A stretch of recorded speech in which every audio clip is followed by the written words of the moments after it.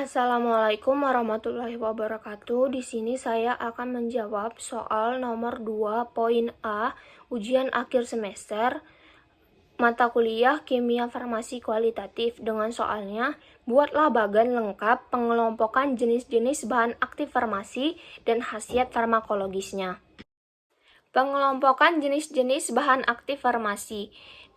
Bahan aktif farmasi dikelompokkan menjadi dua jenis, yaitu bahan aktif farmasi kimia sintesis dan bahan aktif farmasi kimia non-sintesis atau yang alami. Nah, bahan aktif farmasi kimia sintesis adalah molekul kecil yang merupakan bagian obat paling besar dari pasar farmasi. Banyak obat molekul kecil ini tersedia secara komersial di pasar. Nah, untuk bahan aktif farmasi kimia non-sintesis atau yang alami, bahan aktif farmasi alami ini digunakan dalam pembuatan biologis yang semakin menjadi obat teralis di pasar.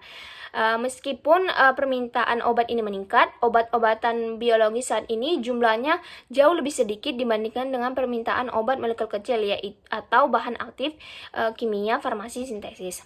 Nah, kemudian khasiat farmakologis jenis bahan aktif tersebut.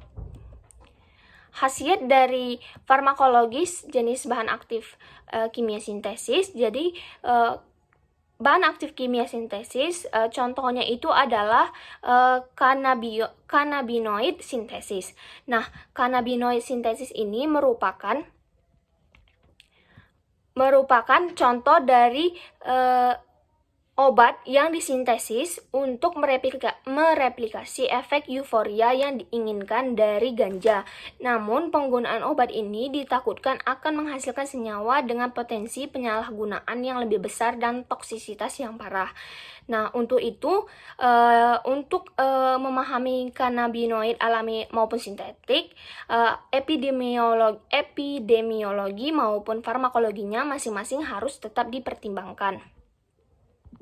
Untuk cannabinoid sintesis ini, khasiat farmakologisnya itu efeknya meliputi dapat mengatasi agitasi dan kecemasan yang parah, juga mual, muntah, kemudian takikardia di mana detak jantung yang cepat dan juga berpacu, kemudian ada tekanan darah tinggi, tremor dan kejang, halusinasi, pupil melebar, dan juga tindakan-tindakan seperti ingin bunuh diri dan berbahaya lainnya. Nah, untuk bahan aktif farmasi kimia non-sintesis atau yang alami itu, produk alami ini sangat penting dalam industri farmasi dan bioteknologi karena berbagai macam obat modern didasarkan pada molekul yang terjadi secara alami atau turunannya. Selain itu, produk alami lebih banyak berinteraksi dengan protein, enzim, dan molekul biologis lainnya. Agen terapeutik yang terbentuk dari sumber alami dapat menghindari efek samping karena menghasilkan efek fisiologis dan farmakologis di dalam sel hidup. Kemudian, bahan aktif farmasi natural ini memiliki khasiat farmakologis, yaitu biasanya digunakan untuk sebagai obat terapeutik. Selain itu juga produk alami ini memiliki distribusi sifat molekul yang lebih luas seperti massa molekul yang lebih rendah, koefisien partisi, dan keragaman struktural.